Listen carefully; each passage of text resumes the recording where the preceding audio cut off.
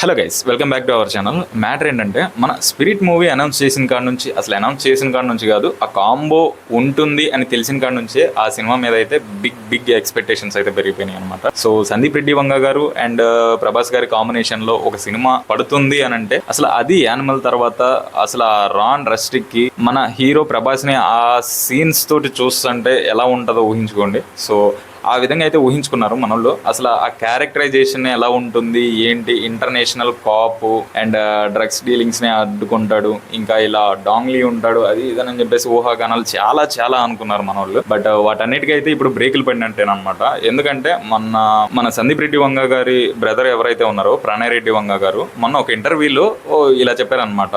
అంటే ఇంటర్వ్యూవర్ అడిగిన క్వశ్చన్స్కి కొన్నిటికి ఆన్సర్ చేశారు. వాటి ప్రకారం చూసుకుంటే ఫస్ట్ అయితే మనకి దీపిక పదుకొనే గారిని అయితే తీసేశారు. అది ఎందుకు తీసేశారు ఏంటి అనేది అయితే చెప్పారు. అంటే కొంచెం బడ్జెట్ ఇష్యూ వల్ల, అండ్ బడ్జెట్ ఇష్యూ అంటే వాళ్ళు రెమ్యునరేషన్ ఎక్కువ అడగడం వల్ల టైమింగ్స్ కుదరక అలా తీసేసినట్టయితే చెప్పారు. తృప్తి డిమ్రీని అయితే తీసుకున్నారు. ఓకే, మంచి చాయిస్ అన్నారు అందరూ. ఓకే, దీని వాటికి అయితే పర్లేదు, ఎందుకంటే వాళ్ళు అలా చేసినప్పుడు మనం ఏం చేయలేం కాబట్టి. బట్ మొన్న రీసెంట్ గా గ్లిమ్స్ రిలీజ్ అయింది ప్రకాష్ రాజ్ గారు విత్ ప్రభాస్ గారితో.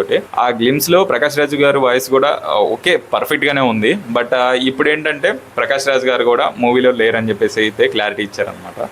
సో అది ఎందుకు ఏంటి అనేది అయితే మనకి ఐడియా లేదు. చాలా మంది అనేది ఏంటంటే క్రియేటివ్ డిఫరెన్స్ వల్ల తీసేశారు అని చెప్పేసి అంటున్నారు. ప్రకాష్ రాజ్ గారికి బదులు ఎవరిని తీసుకున్నారు ఏంటి అనేది అయితే క్లారిటీ లేదు. బట్ 40% షూట్ అయితే కంప్లీట్ అయిపోయిందంట. సో చూడాలి ఎలా ఉంటుందా ఏంటి అనేది. సో చిరంజీవి గారి రోల్ అయితే అది కూడా ఉండకపోవచ్చు అని చెప్పేసి క్లారిటీ ఇచ్చారంట. ఉండకపోవచ్చు కాదు, అది కూడా ఉండదని క్లారిటీ ఇచ్చారు.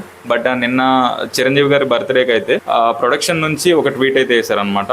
న్యూ బిగినింగ్ అని చెప్పేసి సంథింగ్ ఏదో ఒక ట్వీట్ అయితే చేశారు, స్పిరిట్ హ్యాష్ ట్యాగ్ పెట్టి. సో అది స్పిరిట్ లో క్యారెక్టరా లేకపోతే సపరేట్ మూవీనా అనేది అయితే మనకి క్లారిటీ లేదు. సో మాక్సిమం స్పిరిట్ లోనే కావచ్చు. సో ఇంకా కాస్త ముందుకెళ్తే మాత్రం ఆ స్టోరీ ఇంటర్నేషనల్ లెవెల్లో మన వాళ్ళు అయితే ఊహించుకున్నారు. బట్ అది ఇంటర్నేషనల్ లెవెల్లో అయితే ఉండదు. మనకి సందీప్ రెడ్డి వంగ గారి మూవీస్ అంటే అర్జున్ రెడ్డి కావచ్చు, యానిమల్ కావచ్చు, ఆ రెండు కూడా రా అండ్ రస్టిక్ గా ఉంటాయి. అవి ఎక్కడ ప్లేస్ అయినాయి అనేది కాకుండా ఆ రాన్ రస్టిక్ చూపించాలంటే నేటివే ఉండాలి. సో దాని ప్రకారం చూసుకుంటే మనకి రాన్ రస్టిక్ గా అంటే హైదరాబాద్ లొకాలిటీలోనే సెట్ చేశారు మొత్తం. అది వాళ్ళ బ్రదర్ అయితే కన్ఫర్మ్ చేశారు అనమాట. హైదరాబాద్ లొకాలిటీలోనే ఉంటది ఆ స్టోరీ బిగినింగ్ అని, ఆ స్టోరీ ట్రావెలింగ్ అని చెప్పేసి. సో చూడాలి.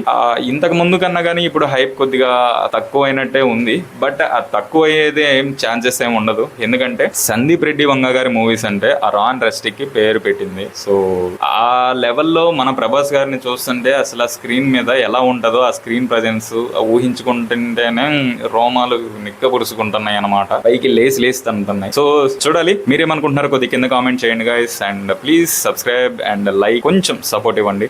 ముందు ఇలాంటి వీడియోస్ చాలా వస్తూ ఉంటాయి. So please subscribe.